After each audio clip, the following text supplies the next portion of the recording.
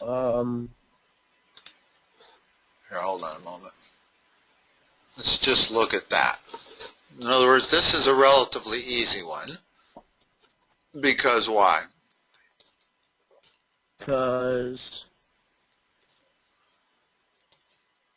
I'm not sure. Because there's a common denominator.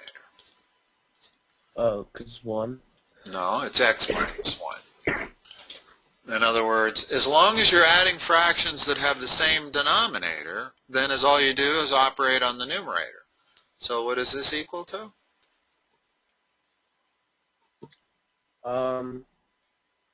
13x plus 5 over x minus 1. Yeah, the denominator doesn't change. Okay. So,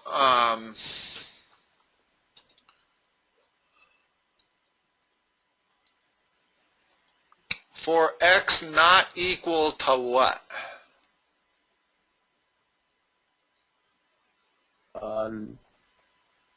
1. Uh-huh. In other words, you cannot have x equal to 1, otherwise you would be dividing by 0. So they always put that provision in there. Now, let's see.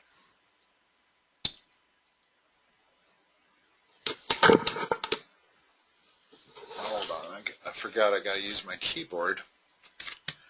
Okay, so 13x plus 5, that's going to have to be in parentheses, isn't it? Parentheses, 13x plus 5, end parentheses, divided by parentheses x minus 1, end parentheses, for x not equal to 1. Does that look right? Is that the way you have to put it in, I think? Yep, I think. All right. Yeah.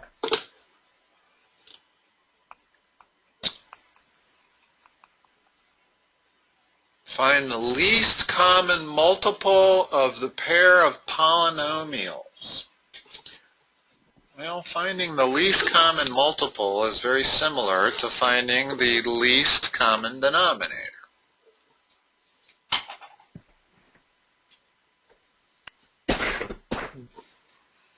Sounds like you got a bit of a cold. Yep.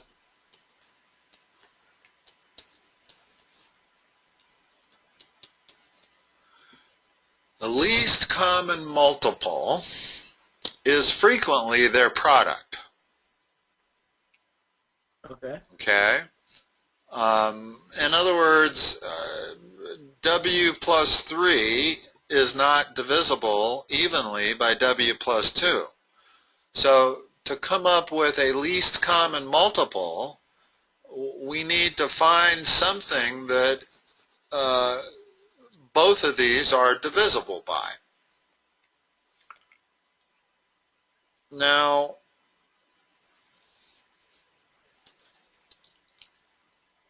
as I said, most of the time it's the product. Let me give you an example.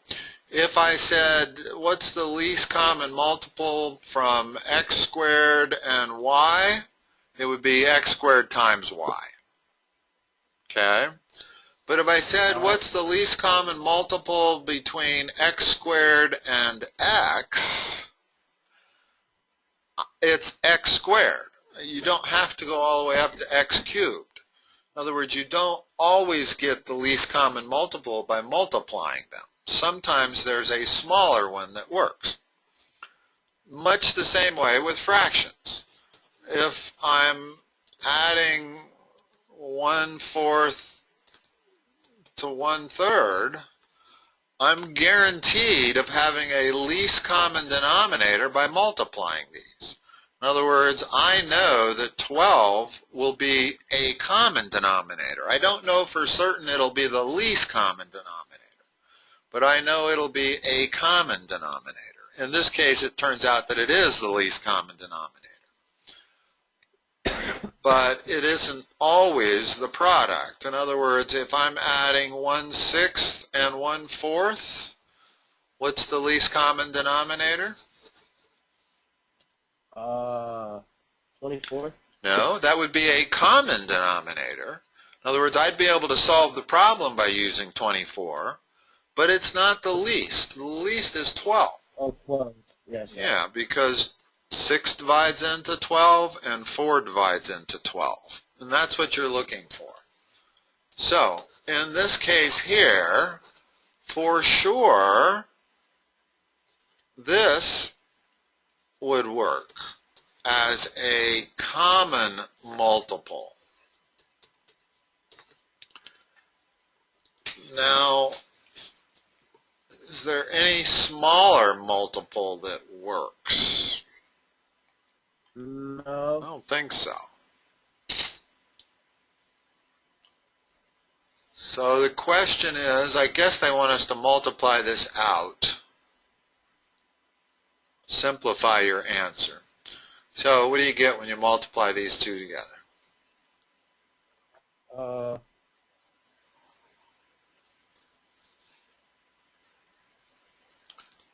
Would it be? Just do it term by term. Multiply every term by every term. 6W2. No. When I multiply this times that, in other words, 5W squared times W is 5W cubed. Okay. Oh, okay. I add the exponents because I'm multiplying the base. And then it'd be 7. So 5W cubed is the first one, plus 10W squared, which I get when I multiply this times that, right, minus 20W, which I get when I multiply that times that, minus 40. 40. All right. Okay, and I can't reduce that at all or simplify it. So that's going to be my answer. Now,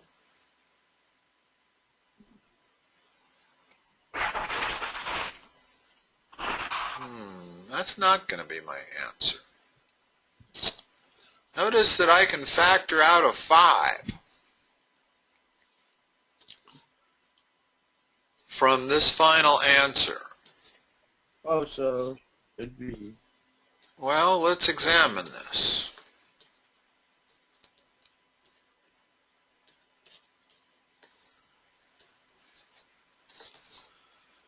In fact, let's go back one step, because this is critical here to understanding this. Let's factor out the 5 before we multiply it together. Okay, I'm going to factor out the 5 from that expression.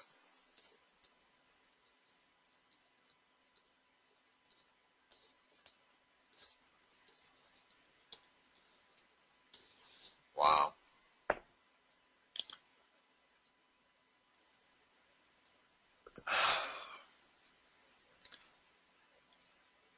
Notice that this is divisible by that.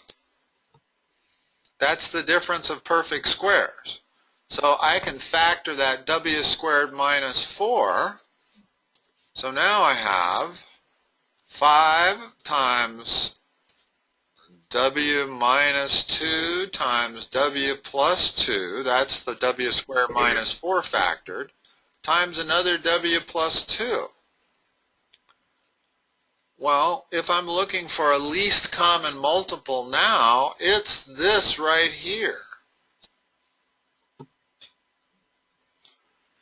It's similar to why when I had x squared and x, the least common multiple is not x cubed, it's x squared, because x divides into x squared. So really the answer is what I have circled here. It's just this term right here multiplied back together again. So the answer is 5W squared minus 20. What I didn't recognize when I first looked at this is that this was evenly divisible by this. Oh, okay. Okay? So I don't need to multiply these two things together to get my answer. As long as this is, I don't even need to do that. I don't need to factor out the 5. The only advantage factoring out the 5 is that it showed me that this was divisible into that evenly. In fact, I don't need to do that step there. Once I realize this thing is divisible by this, then that makes this the least common multiple.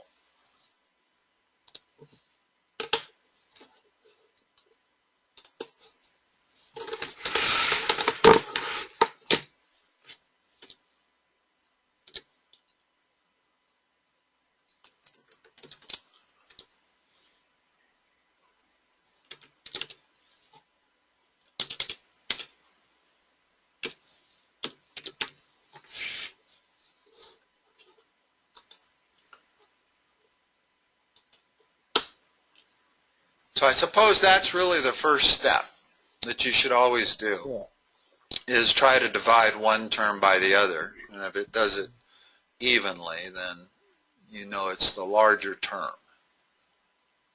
Okay?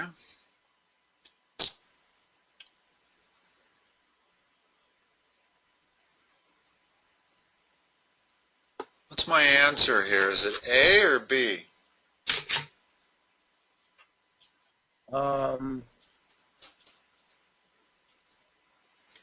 B. Okay, for W not equal to what? 7. Remember, the restriction on W is that the denominator can't be 0. What W makes the denominator 0?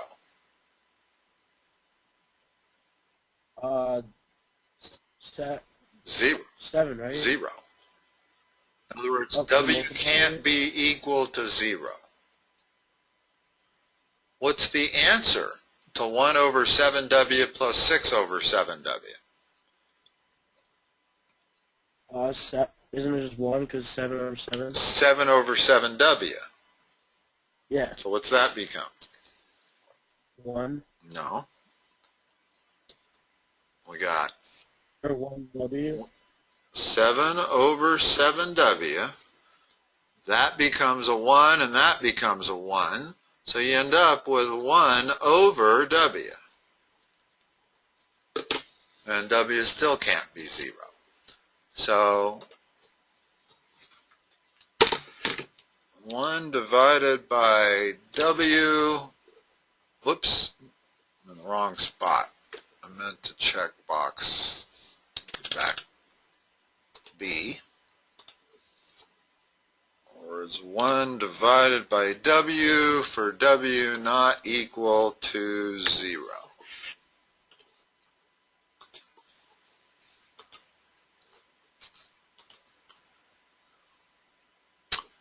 Okay.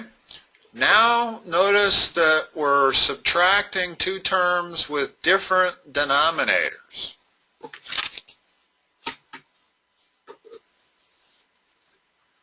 Can't do that. You got to get the denominators the same.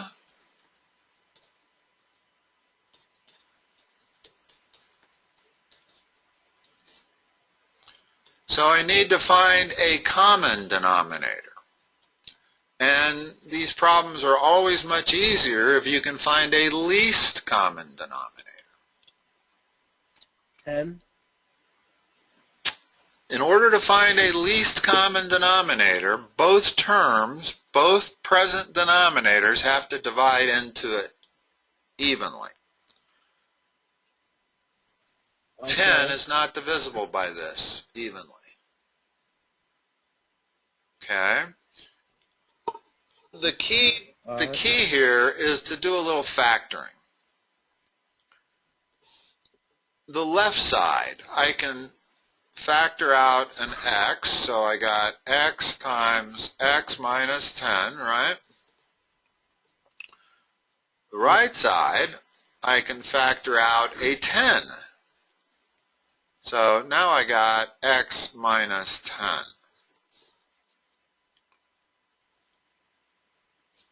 So Okay.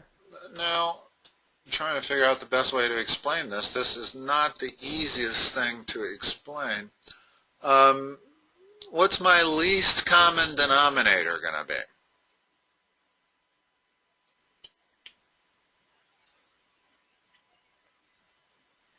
Remember, I need something that is divisible by both terms evenly. What are the two terms? And also, it cannot be smaller than either term. In other words, our least common denominator can never be this, because this whole thing does not divide evenly into that. So, Is it 100 then? what's that? Is it 100? No, it's almost this right there. Notice that this is perfectly divisible by the x minus 10 over here, but not the 10.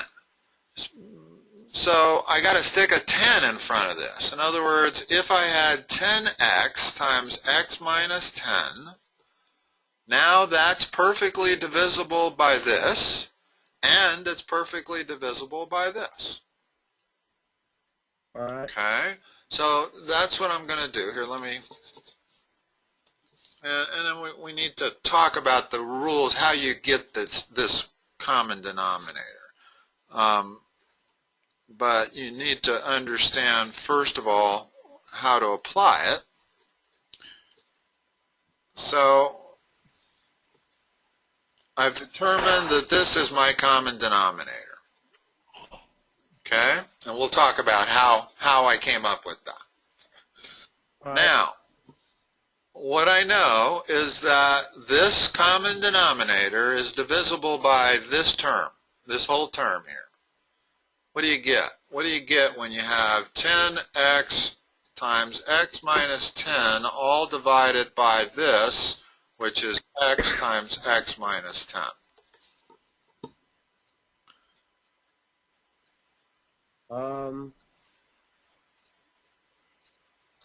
What's the answer to that? What is x? Now the x's cancel, and the x minus 10's cancel. What are you left with? Just 10. Okay. So now what I have to do is multiply that 10 by this numerator, which happens to also be 10. So this becomes 100. Now, what's really important to notice is that this thing here is exactly the same as that there. Is all I've done is multiplied this top and bottom by 10 in order to get the bottom circled thing. Okay? That's how I do it. Is I divide this into this, take my answer and multiply it by that, and that goes here. And that way I'm guaranteed that I haven't really changed this fraction. That fraction is still this fraction here. It just has a different denominator. Right. Okay? Well, I do the same thing over here. I first of all take my common denominator and I divide it by this denominator. And what do I get? 10? No, x. You just get x for this. Right. So the answer to this is x. I have to multiply that by this numerator. So the answer here is x squared. And understand, again, what we did.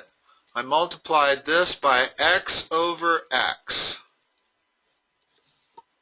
to get what's on the bottom line. Notice that when the numerators are multiplied, I get x squared. When the denominators are multiplied, I get this common denominator down here. Whereas over on this first fraction, I multiplied that by 10 over 10. You can multiply any fraction by the number 1 without changing its value. And that's what we did. We multiplied the left fraction by the number 1, 10 over 10, and we multiplied the right fraction by the number 1, x over x. Both of those are 1. And what we produce is a common denominator and a proper numerator now. In other words, this thing is the same as this, and this thing is the same as that, but now they have the same denominators, so I'm ready to operate on the numerators, and what does that become? Oh, you just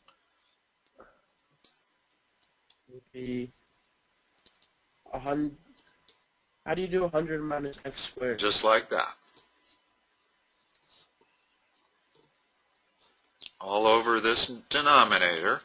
And, you know, it's generally a good idea not to multiply the denominator out yet, and I'll show you why. Because if I multiply that out, it's going to be much harder to cancel what we can cancel. Because notice now the numerator is 100 minus x squared. That's the difference of perfect squares. So my numerator is now 10 minus x times 10 plus x. That's how you factor difference of perfect squares. Alright. Okay. My denominator, my common denominator, is 10x times x minus 10. Now this is a little tricky. This is the harder part of this. Is there anything I can cancel? No. Actually, the 10 minus x over the x minus 10 is equal to negative 1. A minus b divided by b minus a is always negative 1. So I can cancel that 10 minus x with this x minus 10 and replace with a negative sign. Top or bottom or outside, same difference. If I put the negative sign out there, it's the same as putting it on the top or on the bottom. So my final answer then is negative 10 plus x all over 10x. And there I cannot cancel anything. I can distribute the negative sign, which might be a good thing to do. Let's go ahead and do that. So we have minus 10 minus x in the numerator, and in the denominator we have 10x. Now it's important to see and to understand why I can't simplify that further. There's nothing I can do. Up here I'm subtracting x from a negative 10. Down here I'm multiplying x by 10. So I can't cancel out the 10s. I can't cancel out the x's. There's my answer.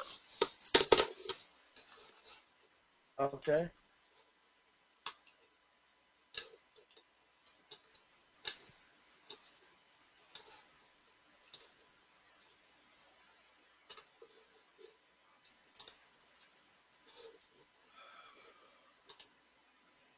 Minus 10 minus x divided by 10x. I'm going to need parentheses. Minus 10 minus x divided by 10x.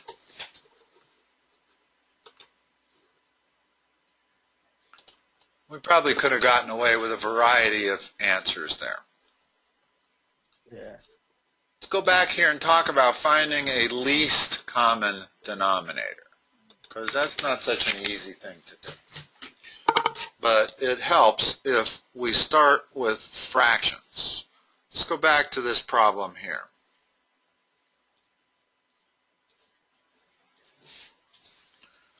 Now, you can always find a common denominator by multiplying them. I could use 24 as a common denominator if I wanted to. Well, 6 goes into 24 4 times 1, There's your 1/6. 4 goes into 24 6 times. 6 times 1, there's your 1/4. Okay? That works. That gives you 10/24, which can then be simplified to 5/12. It's not the most efficient way to do the process, though, just to multiply 6 by 4, because it gives us a bigger denominator than we have to have. 12 is the least common denominator. Well, how do I get 12? What I do is I start with my largest denominator, 6, and I start increasing it by 6's. The first one I run into is 12, and I discover that both of these divide into 12. That's my least common denominator. Okay? Let me take another example.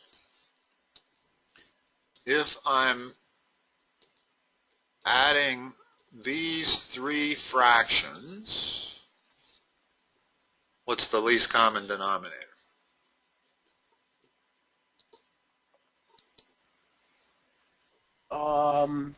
Use the technique I just taught you. Take the biggest one and start increasing it by 8ths until you come across a number that's divisible by all three numbers. 32? No. First one I'd come up with would be 16. Well, 3 doesn't divide into 16. Next one I would come up with is I would add 8 more, 24.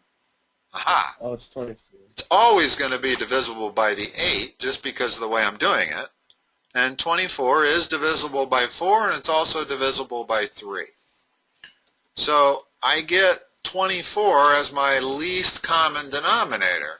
And notice that had I merely multiplied all three things together, I would have gotten 96, which would have been a common denominator, but it certainly would not have been the least common denominator.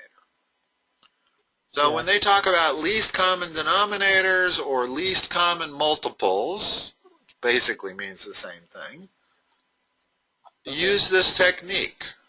Okay, so now let's replace these with letters. X plus 1, x minus 1. What's the least common denominator?